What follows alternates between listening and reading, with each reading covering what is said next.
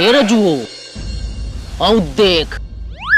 हाँ रे साला, आनी गोरी पथरी हटा के 4 किलो के हो जाई। आवा करे जाऊ मुलायम कदी चाट के हमर जान। हटा कोनो देख ली। अब ना एक बार हो जाओ ना ई रोज रोज के परिकल ठीक नहीं कि ए जीजा जी केहू देख ली तो जुर्म हो जाई। जीजा जी अरे पागल बारू का ये फुलमती कुछो ना होई। अब ना एक बार हो जाओ, हम जीजे नु बानी। अब ना एगो अब ना बड़ा ढेर दिन से देखत रानी, आज पकड़ायल बारू भोसरो। लागत कोनो देख ले लो। फूला चोरा तारू भोसरो खुलस तो तोरा कर रगोड़ के मुंह दे। आज तोहर गरम गोदाम ठंडा कदम एक खचरो। पानी की मत मिला चूसनी किसी चूसनी धरा गई नु मार देलू तो खाली हमरे मजा वाला तोरा ने मजा वाला। रे रजुआ खोल त खोल। अरे बाप रे बाप अब मोर दम रे दादा। डर चर्बी आइल बाई। अरे बाप रे बाप आज लागत लेके मुआ दी रे दादा। चुप फुलमती हम नहीं का तो नीचे दे दिए। ई कोन परसा दिला ना हने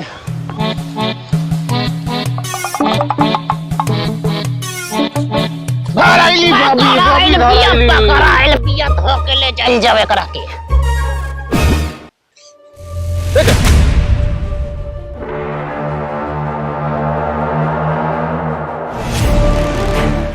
बच गई नहीं है जीजा जी, अना तो मार के पानी पानी कर देता सा।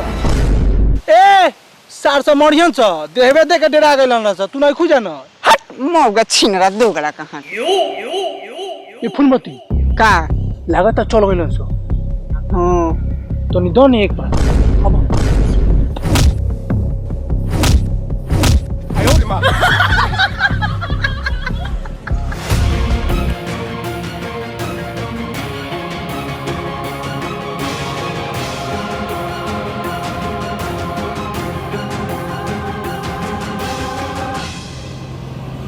तू तो लुधियाना में करावो तारा ड्यूटी।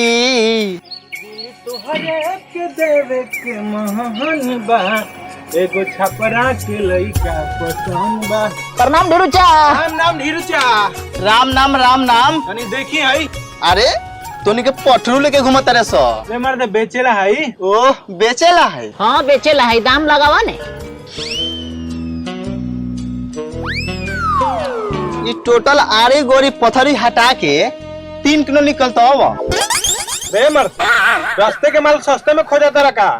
तो तू ही बताओ ने कितना निकलता है ये। बैग मार दे। हमारा तो लगा था कि सब काट छाट के 6 किलो निकल जाई। 6 किलो। ए लार बतियावा तरह उ सब छोड़ा, बताओ मर दे कितना पैसा देबो। कितना का दीहन? 800 रुपया दे बस। ए 600 रुपया से ज्यादा एगो झरल झाट न देबो। दे लो तो दे नहीं तो अपन लेके जो। ते खिसियात कहला मरा चाचा ना निकाला। ए पैसा नहीं दारू पिएगा बहन चोद। आइला जा लिया ले जा भौंसरी के। चल साला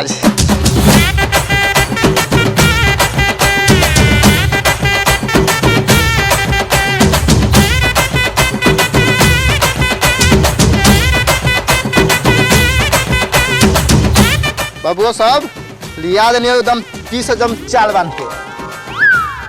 अरे ढिरुआ चा मर्दे काहे कम भरत रहो। अरे बेटा क्या करबो, मोदी सरकार सलाता ने महंगाई बढ़ा देले बा कि माल तो कम होइबे करी। ओ ढेरुचा हां बेटा कहां के माल हवा? बेटा चुआवल जले चुआवल। अच्छा देखिए ले तनी मारो।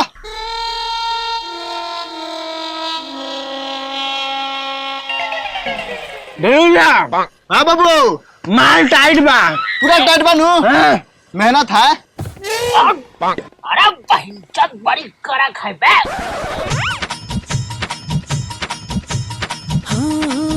आई गौना के बारात जाइब सैया जी के साथ, बस 2-4 दिन के बाद चढ़ी डोली में। अजिया धड़ के हमार जाए पड़ी ससुरार, छुट्टी घर दुआर यही होली में अपना मर्जी के। अरे रुजा हां बाबू ले लिया बाबू।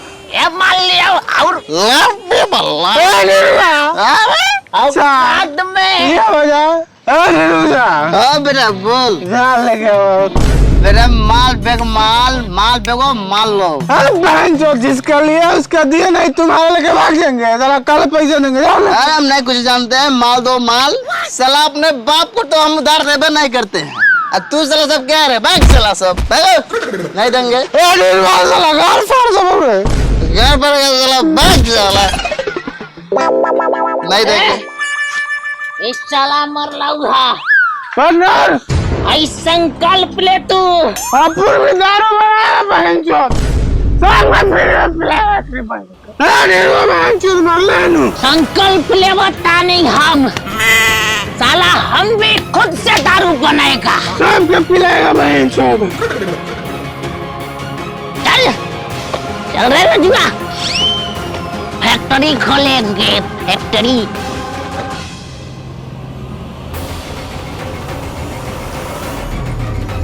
का सोचता रे? अरे हई चप्पल जूता चमड़ी भैंस के सुई यूरिया फास्फोरस ई सब से हई दारू बनावत रे।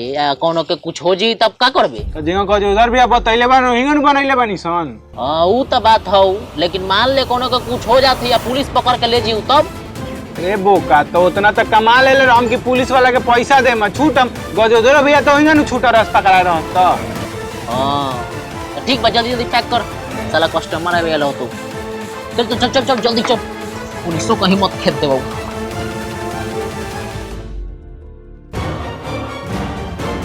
इधर बुआ ई सिंपल हो निकल। भैया बोलैला है का? हां बैठे ने भाई, माल देख, हम भाई पैसा दे के आवत नहीं पुलिस के।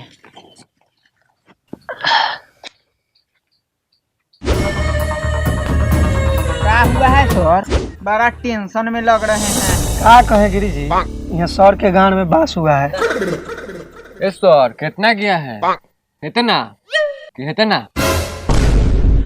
गिरी जी एक बात कान खोल के सुन लीजिए आप लोग, कौनो सरवा को नहीं छोड़ना है।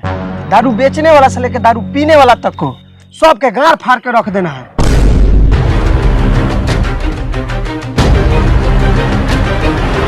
प्रणाम सर। प्रणाम प्रणाम। का सर ई थानामा का लंगटे करके रखे हैं? क्या कीजिएगा महाराज, बहुत अंदर गर्मी लग रहा है, यही से बाहर निकाल के रखे हैं। ए सर चुमावन लाए हैं, कहाँ रख दी? चुमावन इनाम इनाम। ए सर 15 गो है, 5 गो अगला महीना में लाएंगे। दूल्हा को कुछ मत कीजिएगा, ठीक है? ठीक है। कौन दूल्हा के बात करत हवा हो? दरोगा गारू नानू बेचले है। अरे क्या सोच रहे हैं आप लोग, ये शादी ब्याह का बात है। ए सर गाड़ी नंबर में मैसेज कर दे रहे हैं, 5 बजे दरुआ उतरेगा, तनी देख लीजिएगा। अरे जाइए ना महाराज, सब काम ओके हो जाएगा, खाली टाइम पर माल भेजते रहिएगा, नहीं तो गाड़वा में बसवा कर देंगे। हाँ तो याद है ना आप लोग को, कौनो सरवा दारू बेचते हुए पकड़ा जाएगा तो क्या करना है? गान में बास कर देना है। वो इधर नंबरी दारू के गाड़ी आई लो, जाके पार्क करा के लिया। देखिए ध्यान से, आज तो साला माले माल हो गई लियो, आज डांस करेला मन करत हो।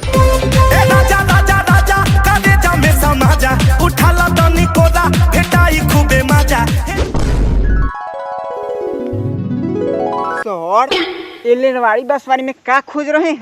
ये महाराज आपको क्या पता है, ये नहीं लेवाड़ी बसवाड़ी में दारू छुपा रहा है सब।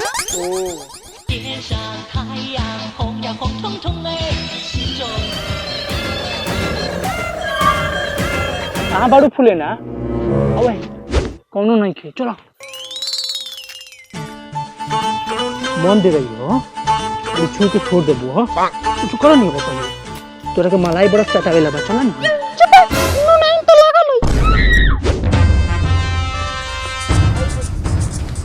गिरी जी हो ना हो एकनी के दारुए लुकावे जाता रहन सो। हाँ सर हाँ, चलिए चलिए सबका पीछा करते हैं। चलिए चलो।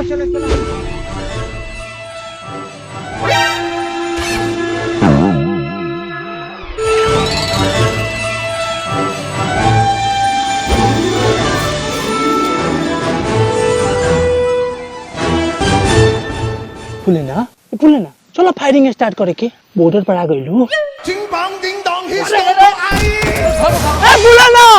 बुला ना ए सर काला मार रहे हैं क्या कर रहा था तुम ए सर ओकरा डाल लिया था वही जोड़ा रहे थे घर में का कार में उठे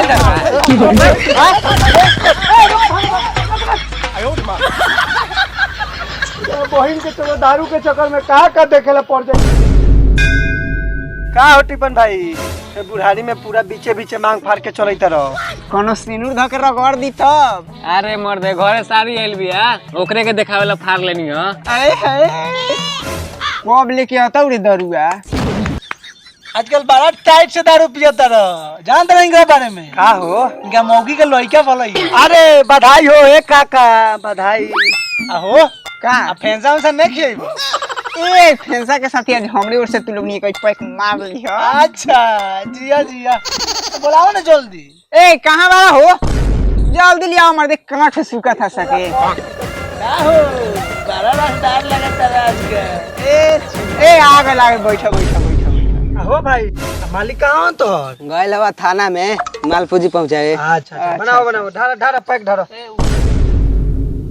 आहो हाय माजा के बोतल में आजकल माल भरत रहो का करवा पकड़ाए के चलते यही में भरल जाता। अच्छा चलो उठाओ ना पिया उठावा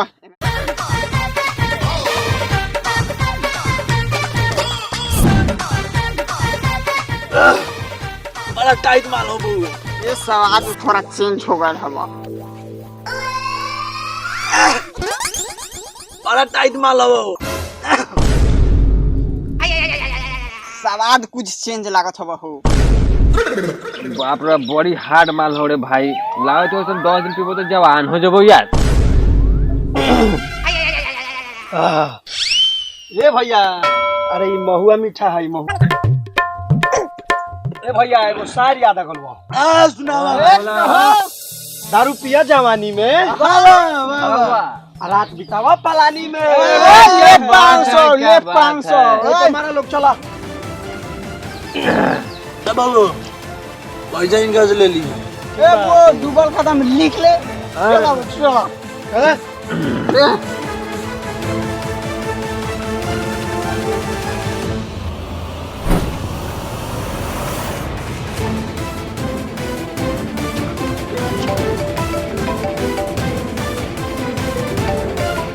हेलो हेलो का रे माल पार हो गई अपने पीछे तुम दरुआ पी के गलो सुनु उ सब मर गलै स का मर गई स हां हां मर गलै स